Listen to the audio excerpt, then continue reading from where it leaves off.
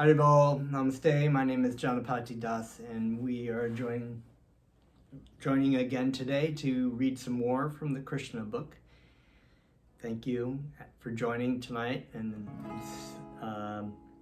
let me offer my respects to you and offer my humble obeisances unto my spiritual master, as well as to Bhaktivedanta Swami Prabhupada. Let's chant some. Thank you. Namo Vishnu Padaya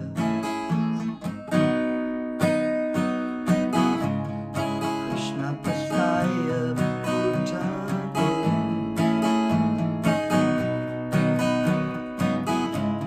Srimate Sila Swarupananda Paramahamsa Tinamine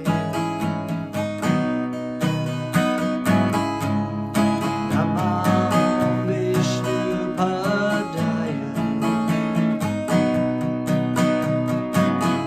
Krishna Prasthaya Bhutale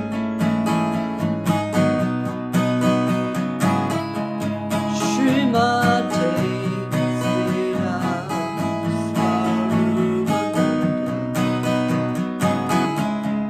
Paramahamsa Tinamine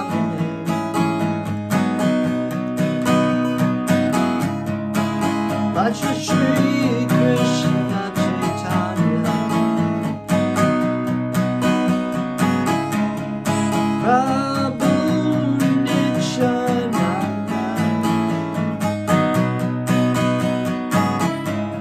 Shri Advaita Gadadhara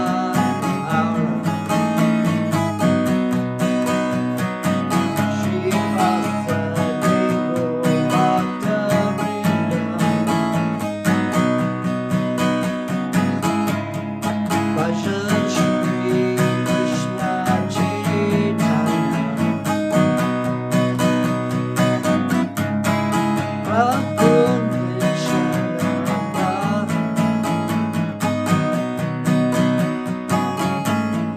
Shri Advaita Gadadhara Shri Vasudeva Bhaktavrinda Hare Bol Nitai Gol Hare Bol. Yeah, Hare Bol Nitai Gol Hare Bol. Hare Bol Nitai Gol Hare Bol. Hare Bol Nitai Gol Hare Bol.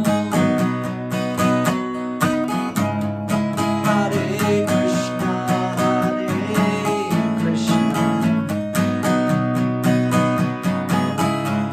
Krishna Krishna, Hare Hare,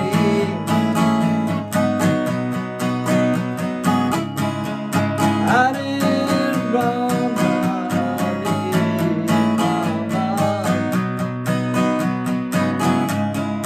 Rama Rama, Hare Hare.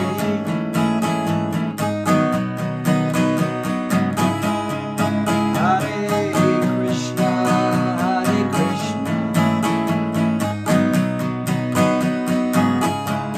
Krishna Krishna, Hare Hare,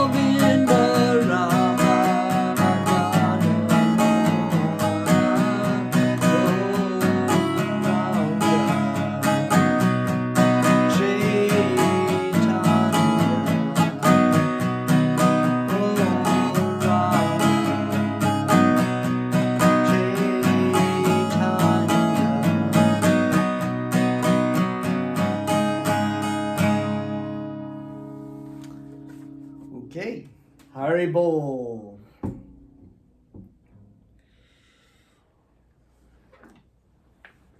Om Namo Bhagavate Vasudevaya.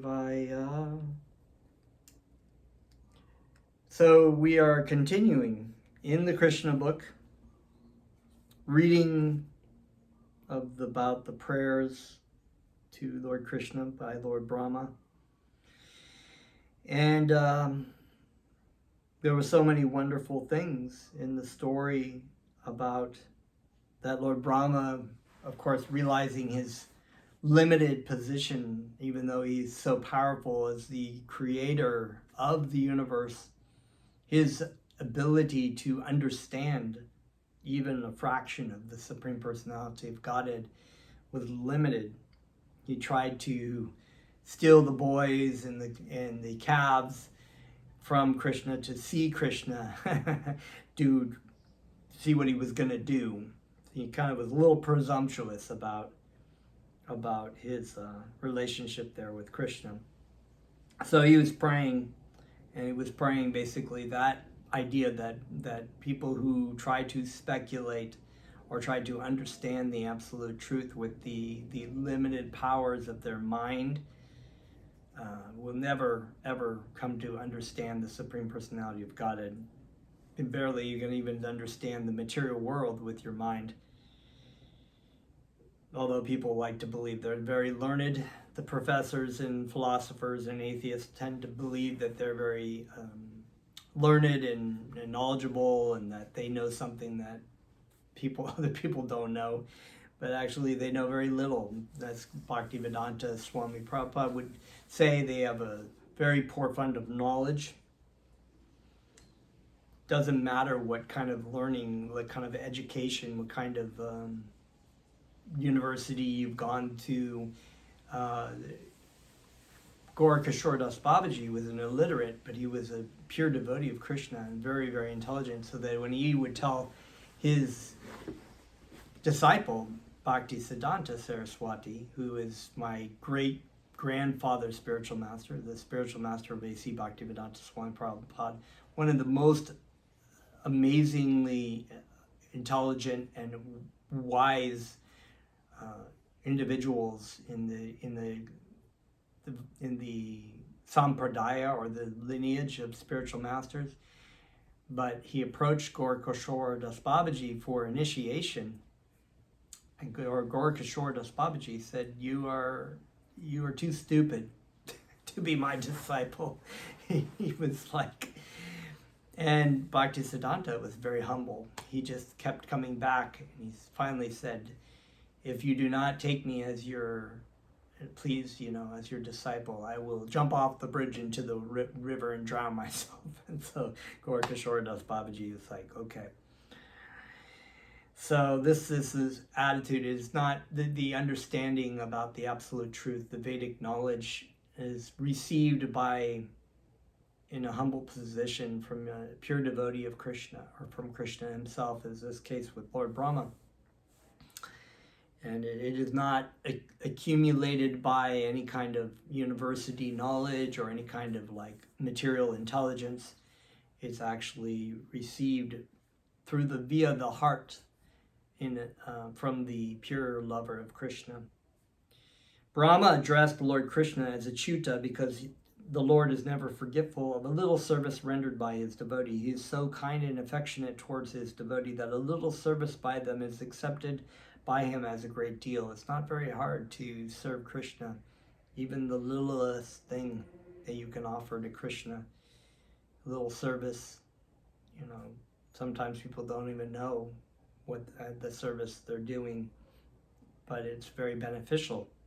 Brahma has certainly rendered much service to the Lord as a Supreme Personality in charge of this particular universe. He is, without a doubt, a faithful servant of Krishna, therefore he could appease Krishna. He asked that the Lord understand him as a subordinate servant whose little mistake and impudence might be excused.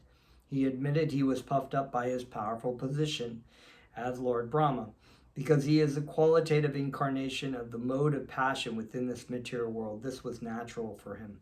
and therefore he committed the mistake. But after all, Lord Krishna would kindly take compassion upon his subordinate and excuse him for his gross mistake.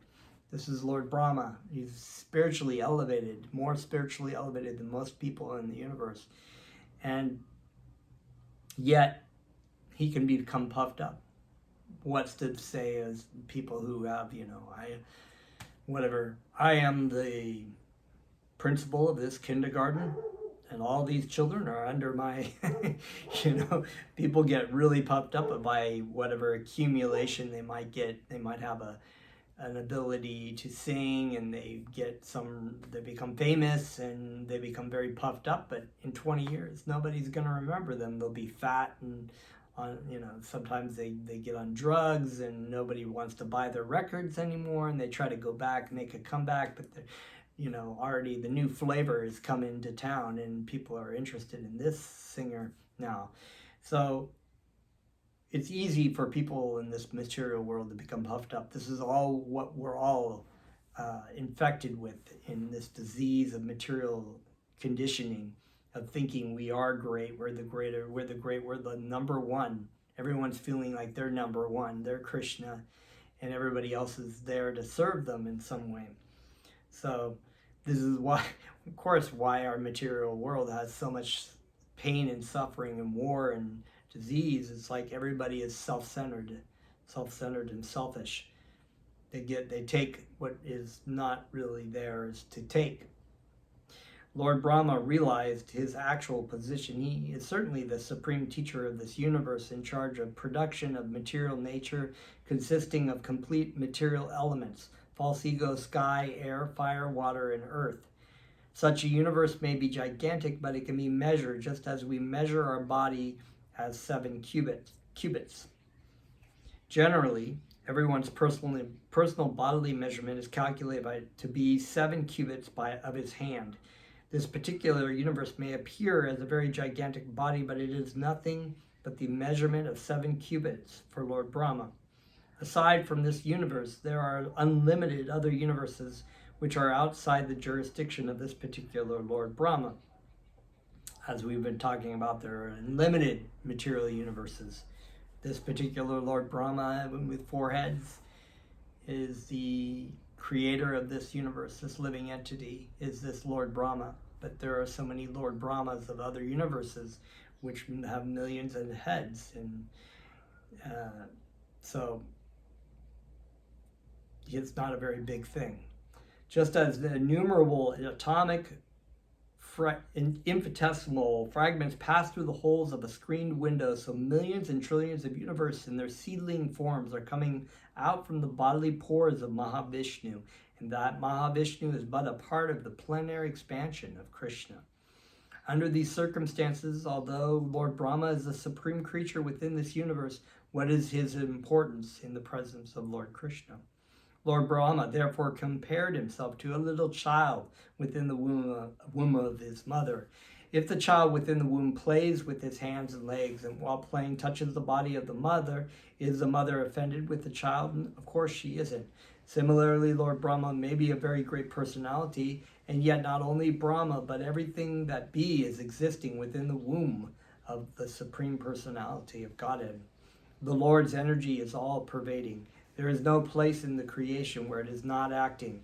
Everything is existing within the energy of the Lord.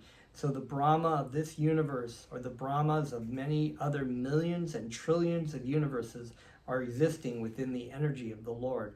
Therefore, the Lord is considered to be the mother, and everything existing within the womb of the mother is considered to be the child. And the good mother is never offended with the child, even if he touches the body of the mother by kicking his legs.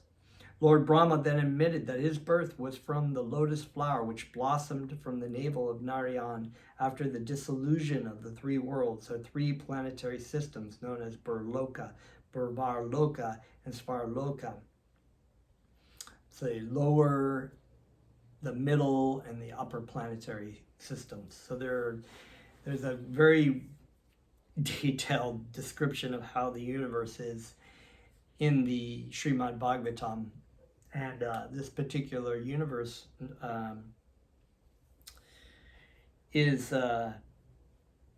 much more detailed than material scientists can perceive. Actually, it is perceived and understood with elevated consciousness as being much more complex and much more going on. And so if you want to read that, that's in the Srimad Bhagavatam. It's quite a mind blower. These three planetary systems are merged into water at the time of dissolution. This universe is divided into three divisions named Svarga, Martra, and Patala. Martra, of course, means death, the planet of death, planetary system of death. People die here. These three planetary systems are merged into water at the time of dissolution. At that time, Narayan, the plenary portion of Krishna, lies down on the water, and gradually a lotus stem grows from his navel, and from that lotus flower Brahma is born. It is naturally concluded that the mother of Brahma is Narayan. Because the Lord is the resting place of all the living entities after the dissolution of the universe, he is called Narayan. The word Nara means the aggregate total of all living entities, and Anya means the resting place. The form of Garbhodakshaya Vishnu is called Narayan because he rests himself on that water. In addition, he is the resting place of all living creatures. Besides that, Narayan is also present in everyone's heart, as it is confirmed in the Bhagavad Gita. In that sense also he is Narayan, as Anya means the source of knowledge as well as the resting place. It is also confirmed in the Bhagavad Gita that remembrance of the living entity is due to the presence of the super soul within the heart. After changing the body, the living creature forgets everything of his past life, but because Narayan, the super soul, is present within his heart, he is reminded by him to act according to his past desire. Lord Brahma wanted to prove that Krishna is the original Narayan, that he is the source of Narayan, and that Narayan is not an exhibition of the external energy, Maya, but is an expansion of the spiritual energy. The activities of the external energy, or Maya, are exhibited after the creation of this cosmic world, and the original spiritual energy of Narayan was acting before the creation. So the expansions of Narayan from Krishna to Garbhodakshaya Vishnu, from Garbhodakshaya Vishnu to Kshirodakshaya Vishnu, and from Kshirodakshaya Vishnu to everyone's hearts, are manifestations of the spiritual energy. They are not conducted by the material energy, therefore they are not temporary. Anything conducted by the material energy is temporary, but everything executed by the spiritual energy is eternal.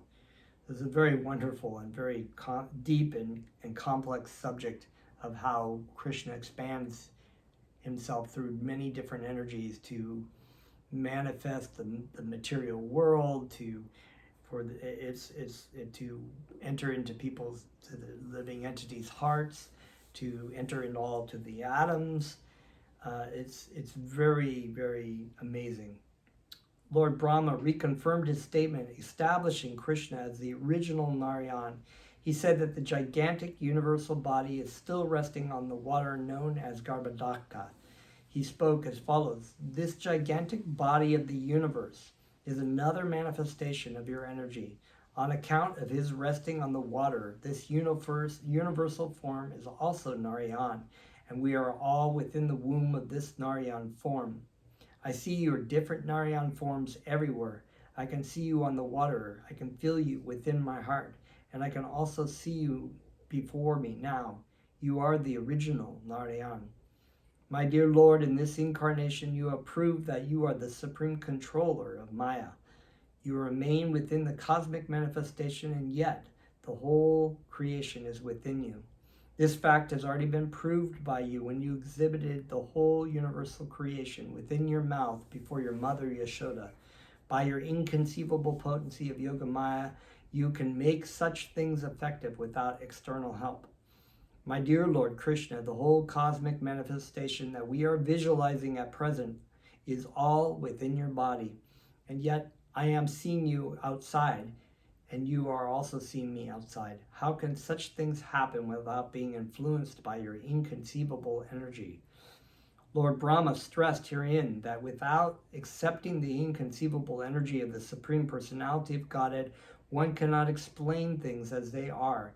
He continued, My dear Lord, leaving aside all other things and just considering today's happenings, what have I seen? What I have seen, are they not all due to your inconceivable energies? First of all, I saw you alone. Thereafter, you expanded yourself as your friends, the calves, and all the existence of Vrindavan. Then I saw you and all the boys as four-handed Vishnus, and they were being worshipped by all elements and all demigods, including myself. Again, they all became cowherd boys, and you remained alone as you were before. Does this not mean that you are the Supreme Lord Narayan, the origin of everything? And from you, everything emanates, and again, everything enters into you, and you remain the same as before. So it's very, very wonderful. Krishna's energies are multifarious. They're infinite. So in the Bhagavad Gita, Krishna says, always remember me, never forget me. And that's as a rule. But, it also says that Krishna is the source of all remembrance and forgetfulness. So if a person wants to remember Krishna through his energies, he can make it happen. So the devotee or the person wanting to know about Krishna will know about him. If he wants to forget God, same way. God's energies will make it so that that person will have knowledge, will have a shroud put in front of his eyes. He will not be able to see God anywhere, and he will be given all the facilities to deny the existence of God, because that's what he wants. So in free will, this is what is the meaning of love. You can't love someone by being forced to love them. So then it's sort of like, well, why doesn't God, people say, well, atheists will say, why does God make it so that people see him? It's like, well, people don't want to see him. That's why.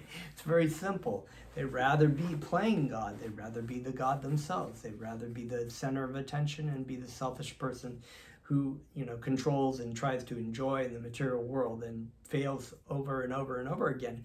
And it takes enough times, it's sort of like, being kicked in the head enough times, and you start to realize this isn't really happening for me. It's not bringing any happiness. Why is that?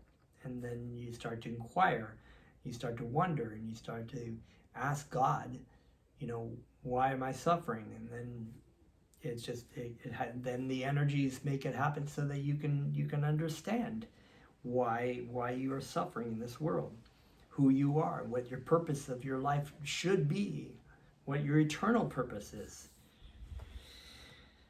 So Lord Brahma stressed herein that without accepting the inconceivable, I read that already. Persons who are unaware of your inconceivable energy cannot understand that you alone expand yourself as the creator Brahma, maintainer Vishnu, and annihilator Shiva.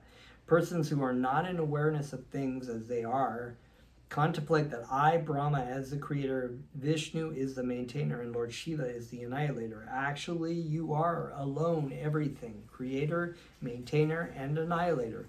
Similarly, you expand yourself in different incarnations. Among the demigods, you incarnate as Vamana Dev. As among the great sages, you incarnate as Parashuram. Among the human beings, you appear as yourself, as Lord Krishna or Lord Rama. Among the animals, you appear as the boar incarnation. And among the aquatics, you appear as the incarnation of fish. And yet you have no appearance. You are always eternal. Your appearance and disappearance are made possible by your inconceivable energy, just to give protection to the faithful devotees and to annihilate the demons. O my Lord, O all-pervading Supreme Personality of Godhead, O Super Soul, controller of all mystic powers, no one can appreciate your transcendental pastimes as they are exhibited within these three worlds. No one can estimate how you have expanded your Yogamaya and your incarnation, and how you act by your transcendental energy.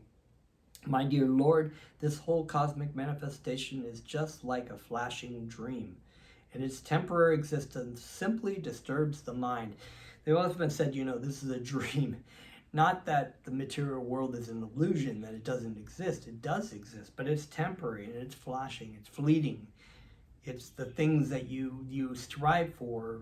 You may get them, but you have to give them up eventually. It's like that great sweepstakes. You get 30 minutes in a shopping center and then to gather all the things that you want. And then when you go to take it out, they take everything away, and they take your body too. It's like, that's death.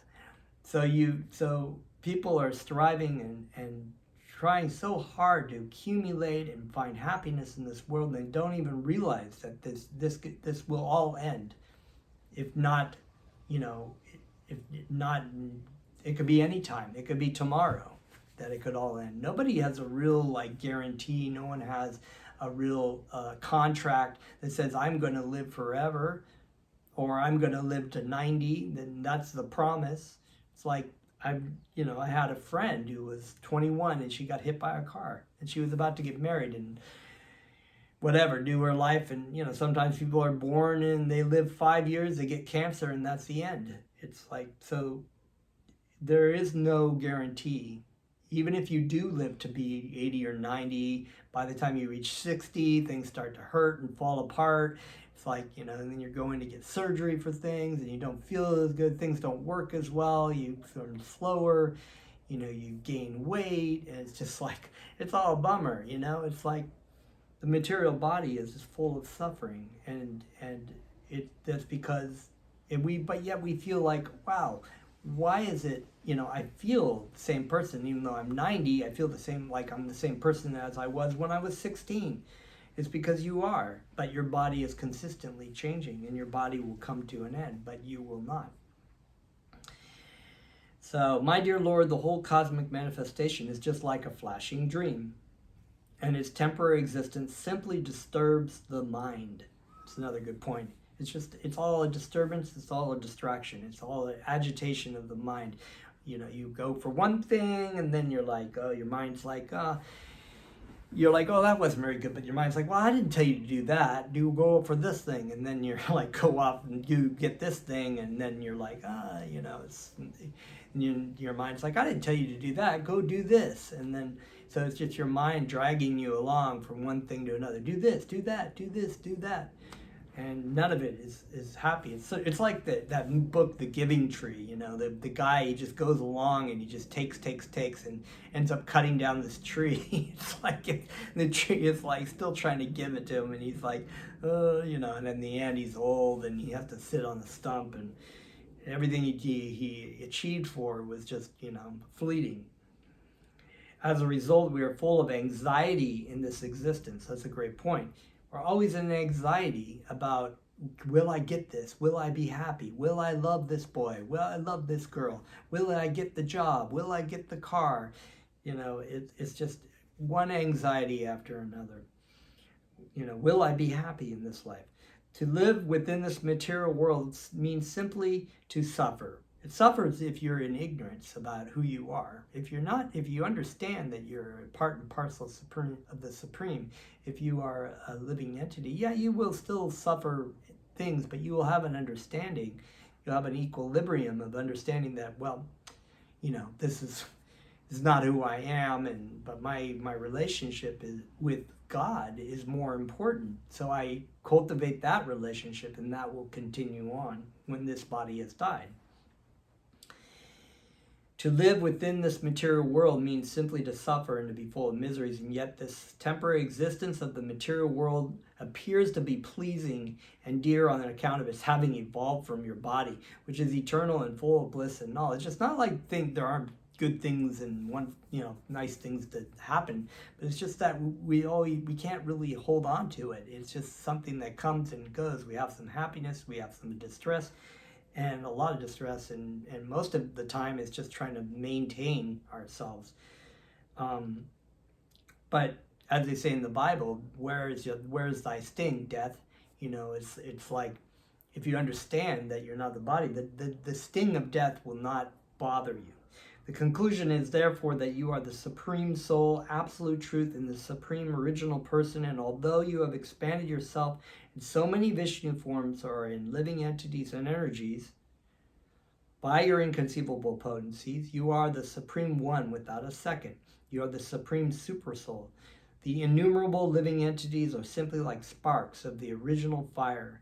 Your lordship, the conception of the supersoul as impersonal, is wrongly accepted because I see that you are the original person. It's a long prayer. Yeah, it's going to go on. So I think we will probably leave off there, and he's going to get into another point about impersonalism, or the Mayavadi concept that there is no form of God. There is no, it's just one energy, and we're all just part of that energy. But we'll get into that more. So thank you very much. I'm going to chant some more.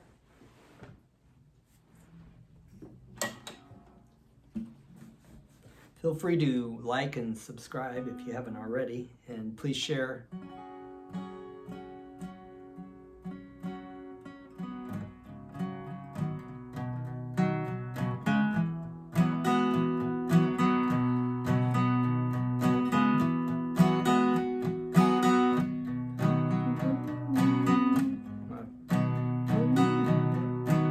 I'm trying to remember the melody.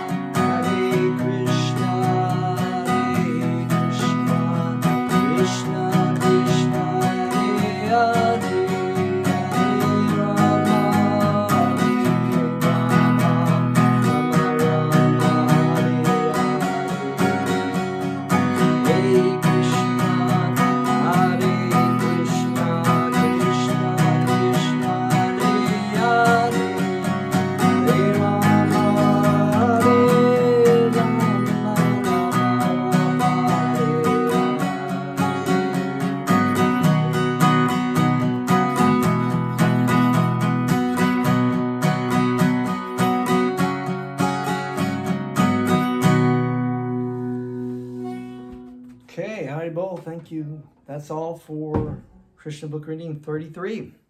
See you next time.